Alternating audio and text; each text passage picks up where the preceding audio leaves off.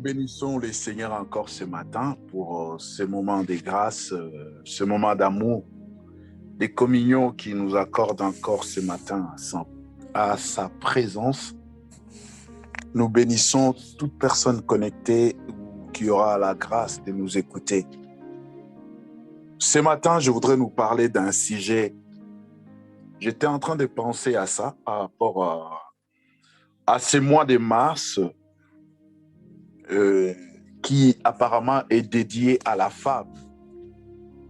Et j'étais en train de réfléchir par rapport à cela. Je me suis dit,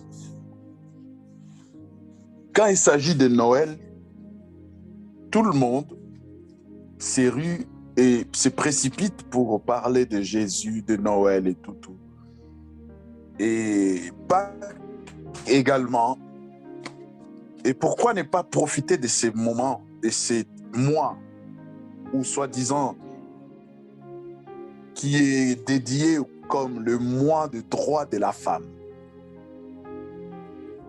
Je ne sais pas si c'est une commémoration, je ne sais pas si c'est un rappel, mais nous avons vu, même chez nous au Congo, apparemment, les hommes ont coutume, à ce mois de mars, précisément le 8 mars, de donner des pagnes à leurs femmes. Et des fois, c'est là un sujet à problème. Pourquoi? Parce que l'homme n'a pas donné un pagne. Mais lorsque nous regardons les concepts ou les sens, pourquoi ces jours, ceux qui l'ont dédié à la femme, ils ont dit, c'est le mois du droit de la femme. C'est-à-dire, moi je pense que c'est montrer à la femme tous ses droits, tout ce dont elle a droit, tout ce dont la société attend d'elle. Et je me suis dit, pourquoi pas profiter de ce mois, non pas pour donner des fleurs, non pas pour donner des cadeaux, tout simplement, oui, on peut le donner, mais pas tout simplement. Mais pourquoi ne pas profiter personnellement, essayer un peu de parler de la femme pendant ce mois de mars. Et je voudrais bien aimer, je vais faire une petite exhortation tous les dimanches du mois de mars pour nous parler de la femme. Si j'avais TikTok, je m'étais dit, j'allais faire des petites vidéos et l'intituler « Parlons de la femme » à ce mois de mars. Vous savez, bien aimé, des fois, la société nous ouvre des brèches. Quand je parle de nous, c'est-à-dire l'Église. Et très souvent, nous n'arrivons pas à frayer un chemin, à profiter pour essayer d'apporter le message du temps. Et tellement nous sommes dans les distractions, nous sommes dans Nabakop Nabiso, disons, voilà, ceux qui comprennent les Lingala, ils ont compris. Donc, on reste dans ce qu'on est en train de faire, on ne suit plus la voix de Dieu, on n'entend plus la voix de Dieu, on ne voit plus la nuée ni les nuages. On marche, on navigue à vue. Je vais bien aimer ici nous parler ce matin de la femme.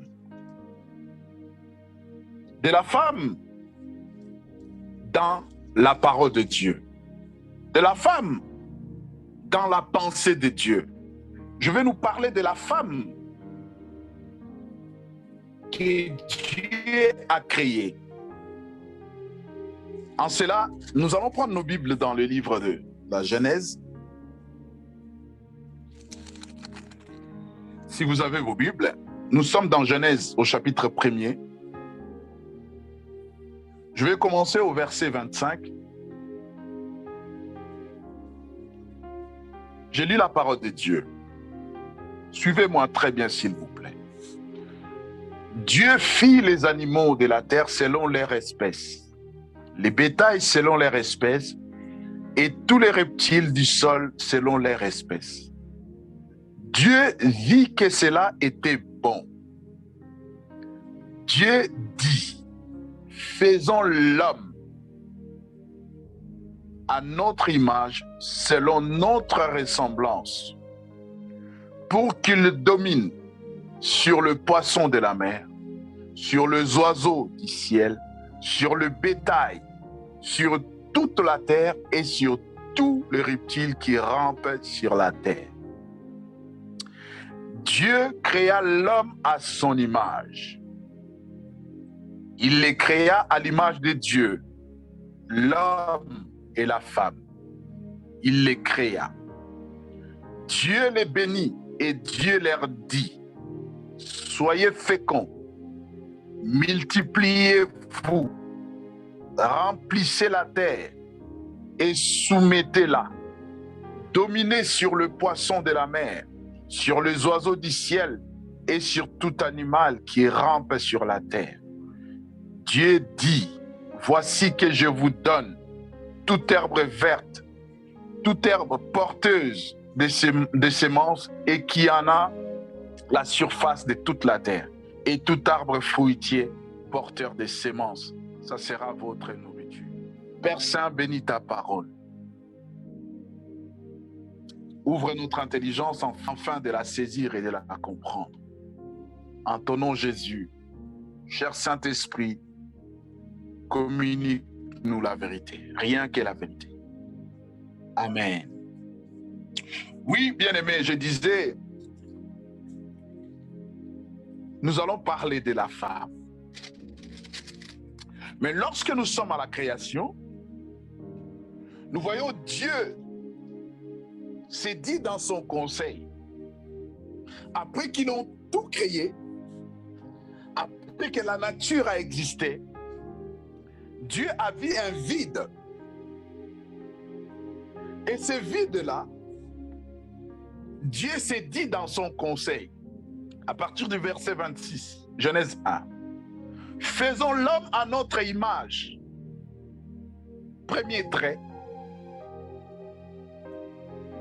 selon notre ressemblance. Deuxième trait, tout cela pour quelle raison? Pour que l'homme domine sur le poisson de la mer, pour que l'homme domine sur les oiseaux du ciel, pour que l'homme domine sur le bétail, pour que l'homme domine sur toute la terre et sur tous les reptiles qui rampent sur la terre. Et quand Dieu a pris cette résolution, ils se sont mis d'accord. Et au verset 27, la Bible dit, Dieu créa l'homme à son image. Il les créa à l'image de Dieu. Hommes et femmes, il les créa. Bien-aimés dans le Seigneur, la première des choses, lorsque nous voyons Dieu parler de l'homme, il dit créons l'homme. Il ne dit pas créons Adam ou créons Ève. Il ne dit pas créons Ève ou créons la femme ou l'homme. Il dit créons l'homme. En fait, le mot qui est traduit par l'homme ici, le mot vient de la racine du mot l'humanité. Donc Dieu décide dans le verset 27, il décide de créer l'humanité. L'homme ici signifie l'humanité. Ce n'est pas l'homme mâle ou mobali. L'homme elingi kolakisa bomoto. Elingi kolakisa bomoto. Moto nyonso. O tozo bengala lopoto humanité. Et tant Nzambe asali humanité, azwi likanisi ya kosala humanité, ya kosala bomoto, ya kosala mobalité, mwasi te, mais ya kosala humanité. Donc ndenge toza boye biso nyonso, tango Nzambe azwi likanisi ya kosala. Quand Dieu a eu cette pensée de créer l'homme, l'humanité, la Bible dit dans la deuxième paragraphe, il les créa à l'image de Dieu. Nzambe asali humanité, asali bomoto na loleng na elilingi na ye.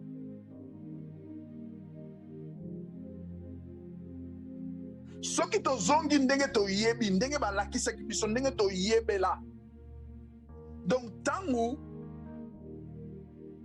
Nzambe azoloba, tangu Nzambe azakoloba, tosala moto oyo biso nyonso toyebi ke tangu balobi faisons l'homme tozokanisa yango eza mobali. Ce n'est pas l'homme mal. Quand Dieu dit faisons l'homme, il dit faisons l'humanité à notre image. Sinon ce tozwi yango kaka ndengo wana tokoki koloba quelque part la femme n'est pas à l'image de Dieu. Ah ouais, il s'agit de l'homme, alors que l'homme, le mot que le traducteur a pris ici pour mettre l'homme, ce mot est la racine vient de la racine du mot l'humanité. Moto nyonso. Et naboye, Bible lobi, Nzambe asali bango na lolenge na ye. Asali bango na lolenge na ye. Et asali bango homme et femme. Asali bango na vrai sens ya terme. Asali bango mobali na mwasi. En français, il les créa mâle et femelle. Jusqu'ici, bien-aimés, nous ne voyons pas le mot Adam ni Ève. Parce que Dieu parle de l'humanité.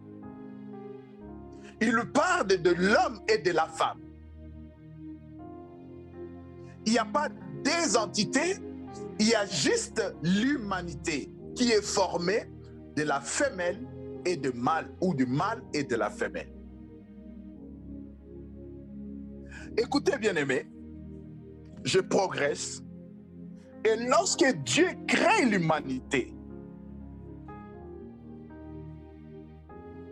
il bénit l'humanité en ces termes.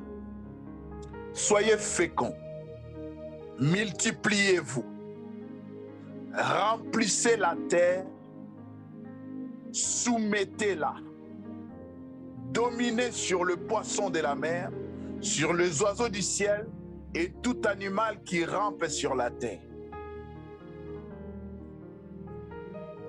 Et Dieu donne à l'homme, et ce verset est tellement mal compris, aujourd'hui beaucoup imaginent que de l'herbe, soi-disant Dieu avait dit à l'homme de ne manger que de feuilles de l'herbe. Ça c'est, je ne sais pas, allez chercher, vous trouverez. Mais Dieu dit, voici que je vous donne toute herbe porteuse de semences. Il leur donne cela. Il donne à l'homme, il donne à l'humanité. Et maintenant, bien-aimés,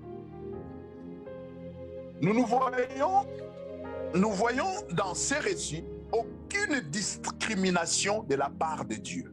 Je répète, aucune discrimination de la part de Dieu. Dieu ne dit pas, je crée Adam en premier ou Ève en second. Non, suivez-moi très bien. Parce que vous allez peut-être ne pas me comprendre, mais je prie que le Saint-Esprit vous fasse comprendre. Ici, lorsque la Bible utilise le mot homme, dans Genèse chapitre 1er, le mot homme signifie tout simplement l'humanité.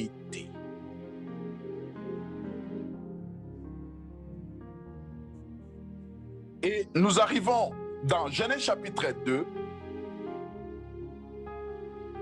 Lorsque Dieu crée ceci, dans Genèse chapitre 2, à partir du 7e verset, la Bible dit, l'Éternel Dieu forma l'homme de la poussière du sol. Il insuffla dans ses narines un souffle vital et l'homme devint un être vivant. Je vais paragrapher ces versets pour nous amener à comprendre. L'Éternel Dieu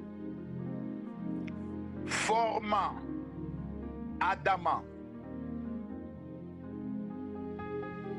qui signifie, Adama qui signifie tiré du sol ou tiré de la terre rouge, ou la terre rousse, pardon, ou la terre rouge. Tiré de la terre. L'Éternel Dieu forma Adama de la terre et insuffla dans ses narines un souffle vital, et l'humanité qui était dans Genèse chapitre 1er, l'humanité qui reçoit une forme, et dans cette forme, Dieu émet un souffle, et ce souffle qui donne un être vivant, et cet être vivant est appelé Adama. C'est-à-dire, il est sorti de la terre. L'humanité est sortie de la terre. C'est pourquoi Dieu dira à Adam, tu es poussière, tu retourneras à la poussière. Voire même dans le vrai sens, dans l'étymologie du mot, si nous suivons et nous voulons être cohérents avec nous-mêmes, nous dirons que l'homme est tiré de la terre, parce que la poussière à elle seule, la poussière, Dieu ne pouvait pas créer de la poussière. C'est vrai, chez Dieu, même les nanoparticules, Dieu peut sortir des choses extraordinaires. Mais dans le vrai sens du mot, Dieu a créé l'homme de la terre. Il a formé l'homme, pardon, de la terre. Et vous comprendrez que, bien aimé, dans Genèse chapitre 1er, nous étions à la création.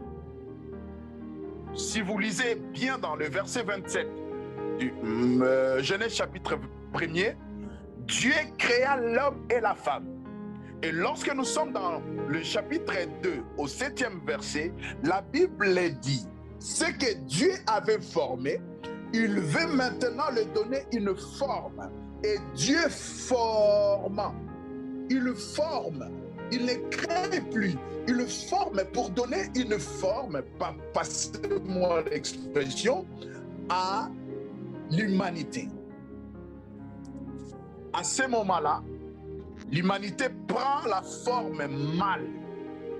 Et cette forme, on l'a appelée Adama parce que cette forme est sortie de la terre.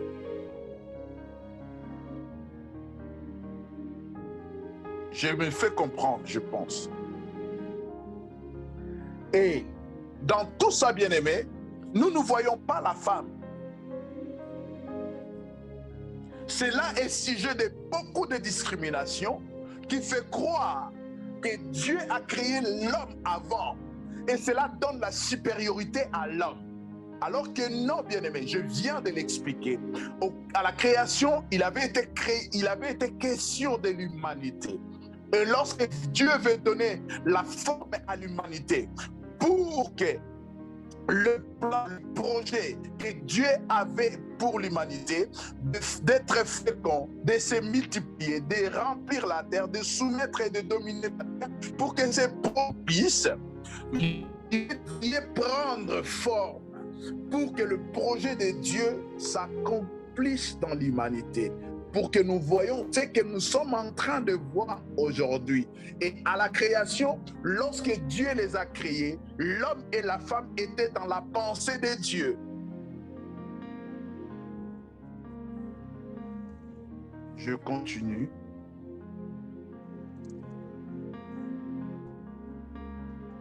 Nous étions au verset 7.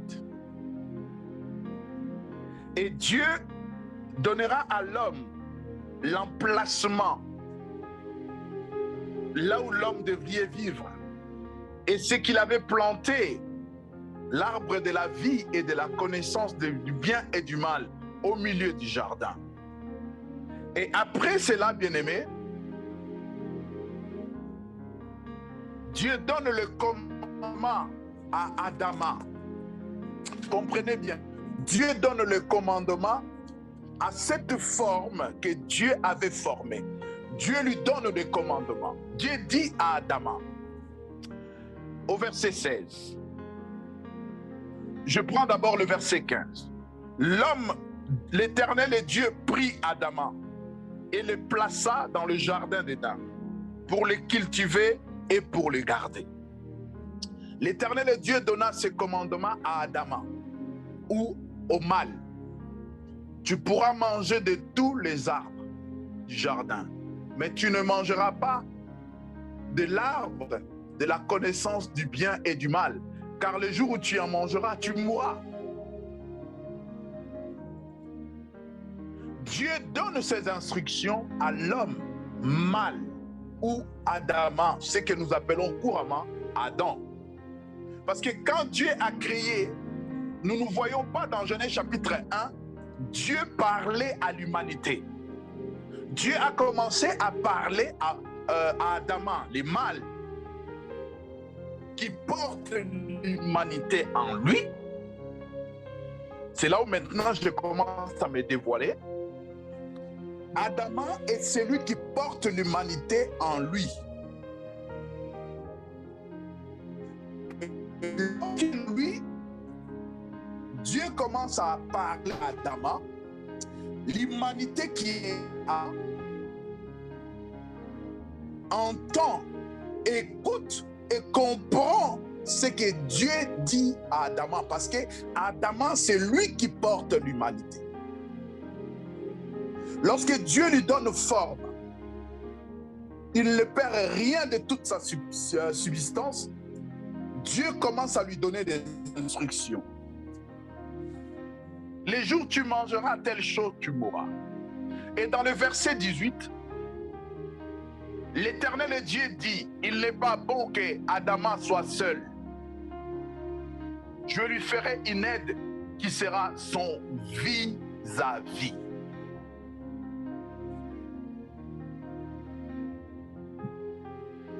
Bien-aimé, dans la pensée de Dieu, il n'a jamais été question que l'homme, que Adam soit supérieur, que le mâle soit supérieur à la femelle.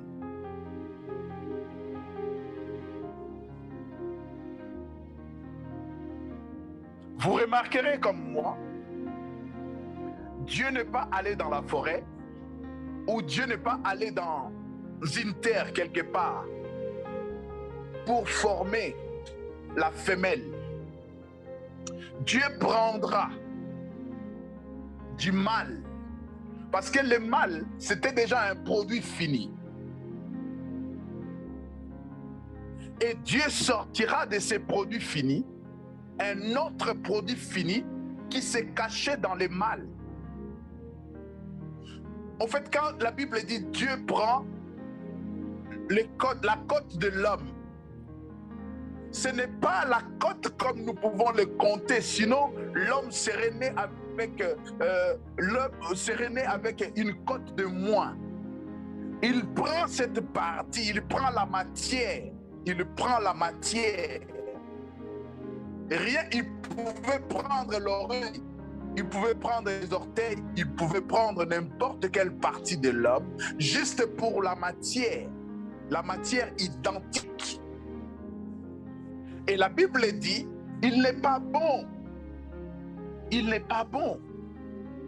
Ça, c'est Dieu qui l'a constaté. Je dois sortir de cette matière, je dois sortir une autre matière qui est dans cette matière et lui donner une forme. Ça, c'est juste une forme. Mais dans la substance, l'homme et la femme ont la même substance. L'homme et la femme ont la même qualité dans la fabrication, la même qualité dans la création. Ils ont la même chose dans la création.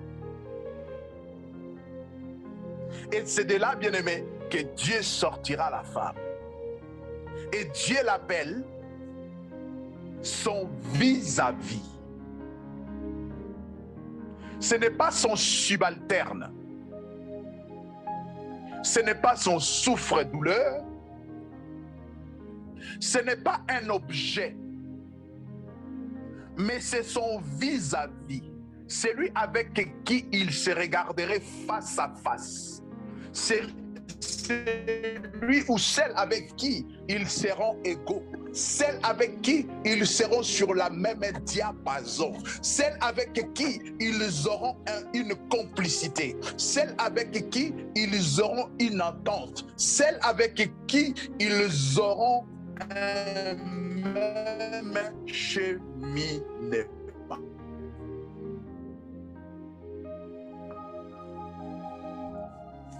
Celle avec qui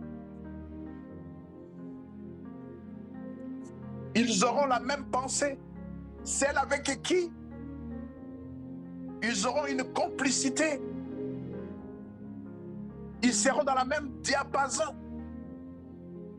L'un ne sera pas au-dessus de l'autre, ils seront vis-à-vis. C'est comme une confrontation, c'est comme deux boxeurs dans un ring, ils se regardent, ils sont vis-à-vis. C'est comme deux convives ou deux personnes, ou comme récemment on a vu Poutine qui a invité Macron malgré que la table elle était longue, mais ils étaient vis-à-vis, face à face.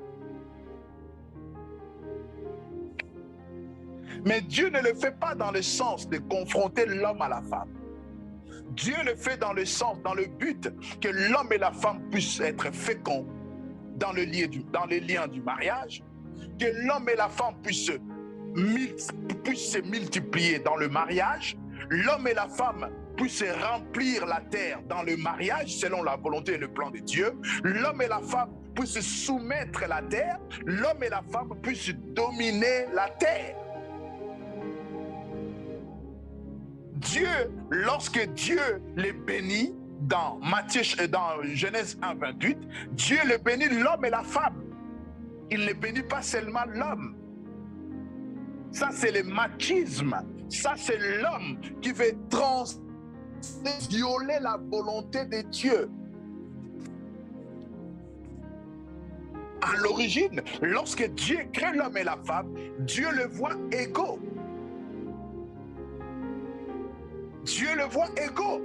J'arriverai même lorsque je parlerai, quand la Bible dit de l'homme et la... Christ est le chef de l'Église. Dieu est le chef de Christ, Christ est le chef de l'Église, et l'homme est le chef de la femme, on en parlera. Cela n'est pas dans la hiérarchie relationnelle. Ce n'est pas dans la hiérarchie relationnelle. Même lorsqu'on dit tu es mon chef, le chef n'est pas là pour assujettir, pour dominer. Dieu est notre chef. Dieu domine sur toutes choses. Mais nous ne voyons pas Dieu nous oppresser. Bien aimé, il y a une différence entre dominer et oppresser. Dominer et mater. Je peux dominer sur quelqu'un par rapport à ma position hiérarchique, mais cela ne veut pas dire que je vais écraser la personne. Je domine par rapport à ma position, parce que je suis directeur et que lui, il est ouvrier. On n'a pas le même poste. C'est ça, en fait, bien-aimé. Je continue le mois du droit de la femme. C'est-à-dire, le droit qu'ont l'homme, c'est le même droit qu'à la femme. Et lorsque nous lisons même ce que les hommes ont fait, le droit de l'homme, nous ne voyons pas exclure la femme parce que c'est écrit le droit de l'homme. C'est le droit de l'humanité. Le droit qu'a l'humanité. Tout homme, toute femme, tout ce qui est né d'Adam et du mâle et de la femelle. Sinon, le droit de l'homme se pratiquerait que pour l'homme, pas pour la femme. Si vous pouvez aussi faire cette différence. Donc, je reviens, je disais, quand Dieu crée l'homme, il a créé l'homme et la femme à son image. Et Dieu ne fait pas de sorte que l'une ou l'autre soit au-dessus. Il dit, je leur ferai l'aide que je vais donner à Adam, ça sera son vis-à-vis. Le droit de la femme. La femme a droit d'être le vis-à-vis de l'homme, que ce soit dans le mariage ou dans la société. La femme a droit de dominer la terre. La femme a droit d'assujettir la terre, de la soumettre. La femme a droit de multiplier, d'être féconde, de remplir la terre. Ça, c'est le droit que Dieu donne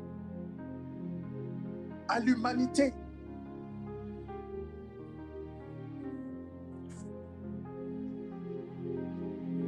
Je reviens dans Genèse chapitre 2, pour aller un peu rapide. Dans Genèse chapitre 2, je suis toujours à partir du 9e verset. L'Éternel fit germer. Ça, c'est ce que Dieu donne. Et je disais, lorsque Dieu donne, à partir du 15e verset, quand Dieu donne les instructions à l'homme par rapport à ce qu'il a mangé, par rapport à ce qu'il a touché, à ne pas toucher, à ce moment-là, bien-aimé, la femme qui faisait partie intégrante de l'homme, elle était au courant dans sa subconscience. Et l'Éternel Dieu forma du sol tous les animaux, dans le verset 19. Et il fit venir vers l'homme pour que l'homme les nomme. L'homme donna le nom à tous les bétails et aux oiseaux du ciel à partir du 20e verset. Au 21e verset, la Bible dit « Alors l'Éternel Dieu fit tomber un profond sommeil sur l'homme qui s'endormit. Il prit une de ses côtes et referma la chair à la place. L'Éternel Dieu forma une femme, une femelle, de la côte qu'elle avait prise à l'homme, et il l'amena vers là. Lorsque l'homme se réveille et l'homme voit cette femelle que Dieu a amenée vers lui, l'homme dit, cette fois-ci, c'est l'os de mes os, la chair de ma chair. C'est elle qu'on appellera femelle, car elle a été prise du mal. C'est elle qu'on appellera femelle. Jusque-là, ce n'est pas encore Ève. On parle du mâle et du femelle, de la femelle.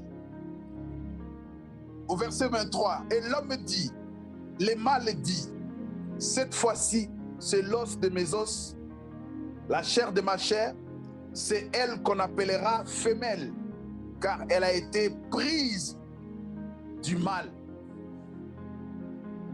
Elle a été prise du mal et on l'appellera femelle. Et le mot femme en hébreu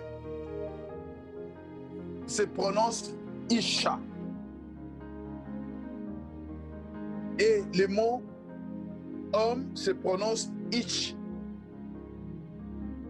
Et au sens des personnels de sexe masculin, homme au sens d'être humain, c'est dit Adama ou Adam. Voilà d'où vient le mot Adam. Ce n'est pas Dieu qui appelle Adam Adam. Dieu appelle Adam mâle. Et lorsque Dieu crée la femelle, c'est Adam qui appelle la femelle, la femme, femelle. Et bien aimé, je disais, par rapport au mois de la femme, je voudrais tout simplement, à nous qui sommes dans Philadelphie, ou à nous qui écoutons ces messages, que la femme n'est pas une subalterne. La femme est égale à l'homme. Je ne parle pas des organes qui composent l'homme et la femme. Je parle de l'essence, de subsistance, de la matière. Pas des organes. Des organes vitaux, Dieu les a créés pour la reproduction. Mais dans la pensée de Dieu, lorsque Dieu forme l'humanité à son image, il n'y a pas d'organes. Les organes viennent dans Genèse chapitre 2, lorsque Dieu forme maintenant, donne une forme à l'humanité pour que les desseins de Dieu se réalisent. Voilà pourquoi, bien-aimés, nous avons intérêt à respecter la femme et la femme a intérêt de respecter l'homme. Nous avons intérêt à respecter le droit de la femme et la femme a intérêt à respecter le droit de l'homme.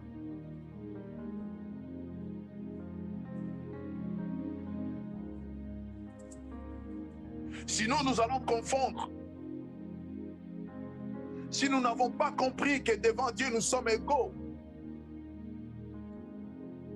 Voilà pourquoi nous allons envoyer la femme à la cuisine. Et les hommes vont crier Amen. Nous ne voyons nulle part dans Genèse chapitre 1er, dans Genèse chapitre 2, même dans Genèse chapitre 3, nous ne voyons nulle part où Dieu envoie la femme dans la cuisine. Dieu donne un ordre, une feuille de mission à l'humanité, à l'homme et à la femme, à la femelle et au mâle. Il dit, soyez féconds, multipliez-vous, remplissez la terre, soumettez la terre, dominez la terre. Et toute femme qui a compris cela, elle vit comme Dieu l'a ordonné.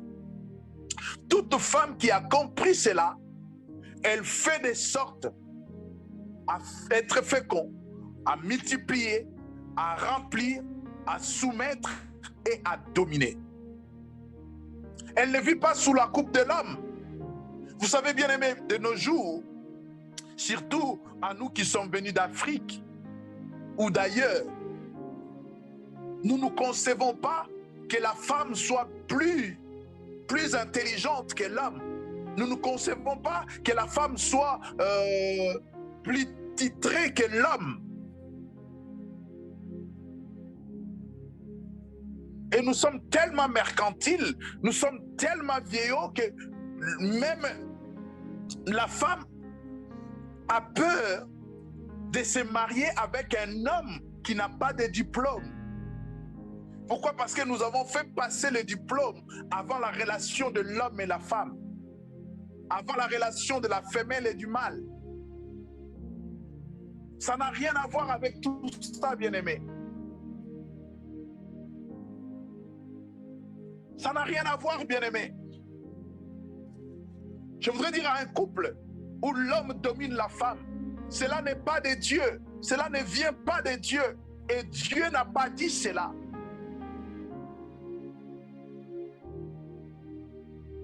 L'homme ne peut pas dominer la femme, même si la femme elle est illettrée, elle n'a jamais été à l'école, elle ne sait pas s'exprimer. L'homme ne peut pas dominer la femme.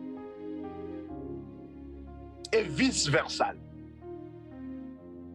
La seule chose sur laquelle Dieu a dit à l'homme et à la femme de dominer, c'est la terre. À se soumettre, c'est la terre.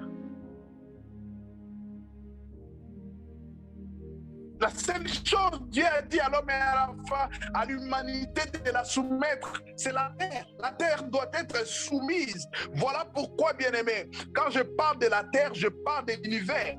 Voilà pourquoi Élie pouvait soumettre les climats.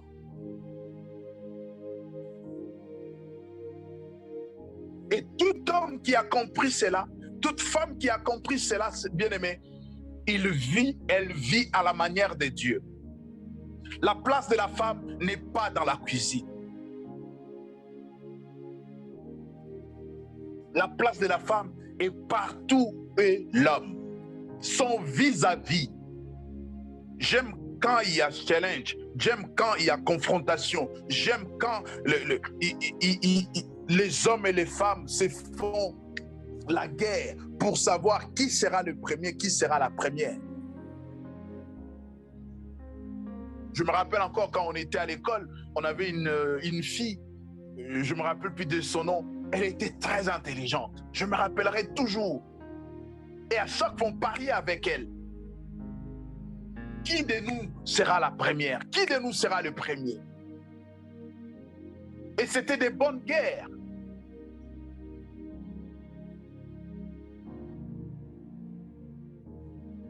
Il est rabaissant de ramener la femme à la cuisine. Il est rabaissant. Vous remarquerez, bien aimé, lorsque Abraham voit les 3 anges qui viennent, il les supplie. Il demande à ses travailleurs de prendre des chevreaux, de préparer un animal. Et nous trouverons dans la cuisine avec Sarah. Cela n'a pas rabaissé Abraham. Et lorsque Isaac dit à Esaü d'aller lui préparer son... Esaü, c'était un homme. C'est-à-dire qu'Esaü, il préparait, et il préparait bien. Son père aimait manger quand Esaü préparait. Ramener la femme à la cuisine, c'est archaïque, c'est ancien, c'est vieillot, c'est rabaisser la femme.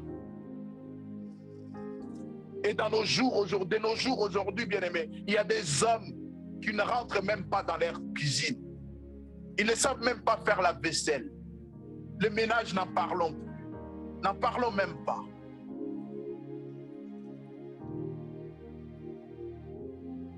Ils ne tiennent pas compte que leurs femmes travaillent. Après le travail, elles doivent préparer. Elles doivent des fois préparer les enfants pour l'école.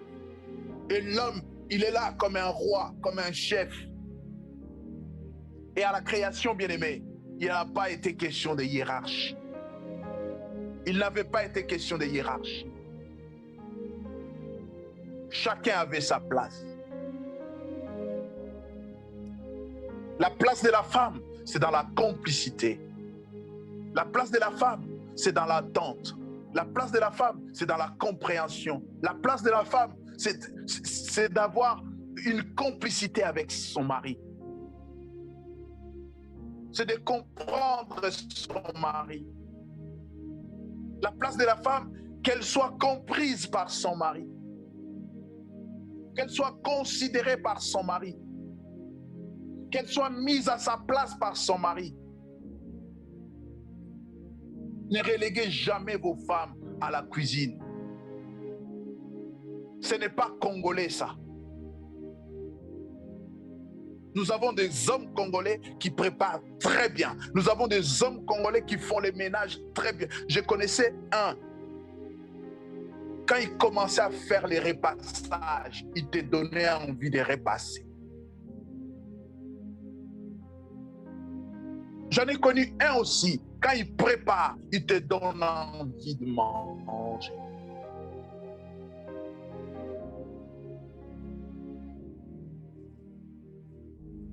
Dieu a créé l'homme et la femme pour qu'ils soient égaux.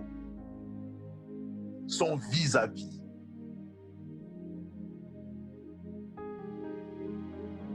Lorsqu'un couple n'a pas compris ces choses, bien-aimés, voilà pourquoi nous avons des difficultés. Lorsqu'un couple n'a pas compris ces choses qui sont égaux, voilà pourquoi la femme va aller à Kin acheter une parcelle, le mari n'est pas au courant. Voilà pourquoi ils vont prendre l'argent des allocations, ils les partagent en deux, l'un de son côté, l'autre de son côté. Voilà pourquoi l'un va prendre l'argent des enfants et le placer dans les tontines sans que l'autre soit au courant. Voilà pourquoi lorsque la femme rentre, le mari rentre avant, la femme revient du travail, le mari attend que la femme prépare pour elle. Ce n'est pas mauvais. Si cela ne dérange pas votre femme, gloire à Dieu. Mais si deux fois elle est fatiguée, cher mari, entrez dans la cuisine, faites votre repas, mangez, et si vous pouvez faire pour votre femme aussi, cela ne causera pas la mort de quelqu'un. Et lorsqu'un couple n'a pas compris ces choses, bien-aimés, la suite, nous le verrons le dimanche prochain. Que le Seigneur Dieu vous bénisse.